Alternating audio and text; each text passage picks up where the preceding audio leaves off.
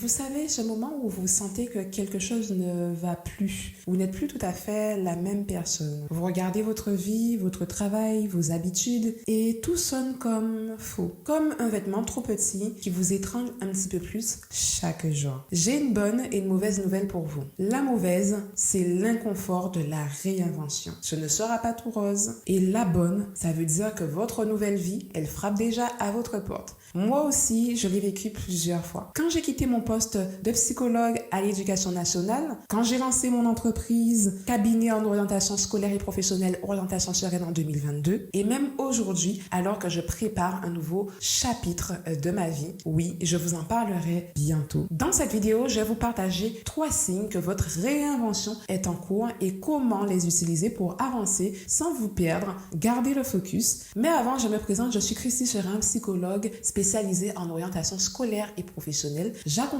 les adultes et les jeunes à trouver une voie qui fait sens pour eux et je forme des professionnels au métier de conseiller d'orientation indépendant. D'ailleurs, si c'est quelque chose qui vous intéresse, n'hésitez pas à télécharger mon guide gratuit pour devenir conseiller d'orientation indépendant. Si vous êtes un parent d'ado et vous me regardez, j'ai conçu également un guide pour vous gratuit qui va vous permettre d'avoir des conseils pour pouvoir accompagner votre ado à trouver une voie alignée avec sa personnalité. Si ce type de contenu vous intéresse, n'hésitez pas à vous abonner à la chaîne. Le premier signe que votre réinvention est en cours, c'est que ce qui vous faisait rêver avant ne vous fait actuellement plus vibrer. Il y a quelques années, j'étais dans ce premier job de psychologue de l'Éducation nationale, fonctionnaire, et c'était censé m'aller, c'était censé me rendre carrément heureuse. Après tout, pourquoi pas? Tout semblait bien sur le papier, psychologue de l'Éducation nationale, voilà, c'est fonctionnaire, tout le monde me disait « Ah mais c'est super, tu as la sécurité du travail, tu as un bon salaire de départ, voilà, tu as des horaires assez confortables, tu es bien,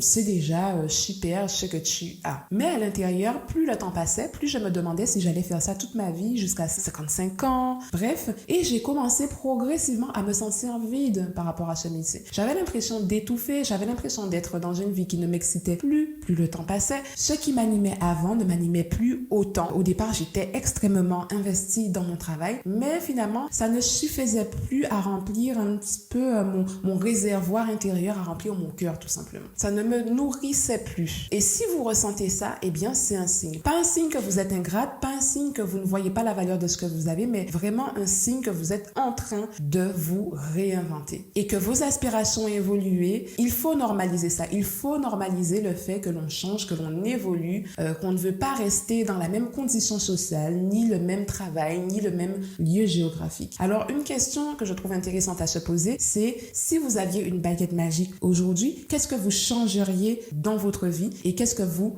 garderiez dans votre vie? En gros, qu'est-ce que vous retirez et qu'est-ce que vous gardez? Et cette question peut vous donner des déclics quant à vos aspirations profondes, peut vous montrer si vous estimez être à la bonne place aujourd'hui et mettre le doigt sur ce que vous voulez vraiment pour vous. Le deuxième signe, c'est que vous avez des idées, mais vous n'osez plus en parler. Quand mon mari et moi, nous avons décidé de changer de vie, eh bien, j'ai fait cette erreur. Je l'ai annoncé trop tôt à des gens qui, je le croyais, allaient me soutenir. Mais très vite, j'ai eu droit à des « Waouh, faut que tu réfléchisses. Mais là-bas, tu sais qu'il y a du racisme. C'est pas intéressant d'aller dans cette direction-là. C'est risqué quand même de quitter ton travail de fonctionnaire. » Et je ne leur en veux pas du tout parce que en réalité, ces personnes-là pensaient m'éclairer, pensaient m'aider. Mais en réalité, il faut bien avouer qu'elles projetaient leur peur, leurs propres insécurités, leur croyance sur moi. Ce que j'ai appris, c'est que quand votre projet n'est pas encore grand, c'est encore une petite flamme, fragile, eh bien, protégez-la. Tout le monde n'est pas fait pour comprendre vos rêves. Alors, avant d'en parler, vous pouvez vous poser cette question.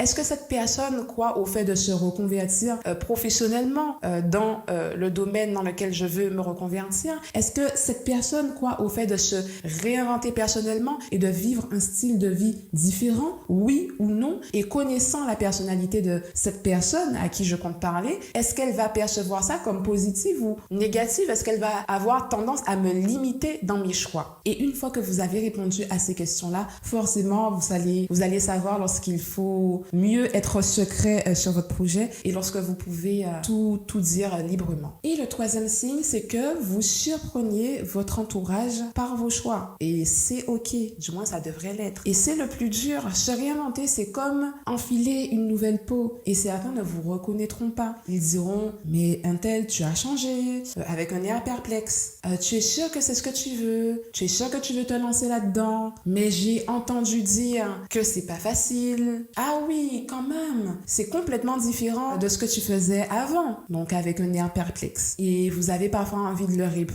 ben oui, j'ai changé, j'assume, et oui, je suis différente, et oui, j'ai envie d'aller dans une autre direction. Et en réalité, ce qui vous arrive et les réactions de l'extérieur, c'est quelque chose de complètement normal parce que vous êtes plein changement d'identité. Et forcément, ça bouscule. Ça vous bouscule vous, mais ça bouscule aussi votre entourage. Et certains prendront alors leur distance, d'autres personnes resteront, et puis vous allez aussi avoir l'opportunité de rencontrer de nouvelles personnes, de faire de la place pour de nouvelles relations, de nouvelles opportunités. Et c'est ce qui est beau. Et le message que j'ai envie de vous faire passer à vous qui m'écoutez, vous qui vous reconnaissez dans ces signes, c'est que vous sentez que vous n'êtes plus à votre place. Vous sentez que vous êtes dans une cage dorée. Vous sentez que vous ne pouvez plus faire semblant. Le changement, il a déjà commencé. Et ça commence à se faire ressentir à l'intérieur de vous et à l'extérieur de vous, dans les réactions aussi des autres. Ce que je veux que vous reteniez, c'est que vous n'avez pas besoin d'être prête à 100% pour matérialiser votre projet, ce projet qui vous tient à cœur. Vous avez juste besoin de ne pas vous laisser immobiliser par le regard des autres, la validation des autres, mais aussi votre propre perfectionnisme. Vous avez juste besoin d'oser ce premier pas, même tremblant. C'est finalement ce qu'on appelle le courage, parce qu'au bout de l'inconfort et du courage, il y a votre nouvelle vie, celle qui vous attend, celle qui est plus alignée avec vos aspirations, la nouvelle version que vous souhaitez incarner pleinement au quotidien. Alors pour conclure cette vidéo, vous sentez que vous êtes à un tournant de votre vie, que vous êtes en pleine transformation à l'intérieur de vous. Eh bien, n'hésitez pas à nous partager ça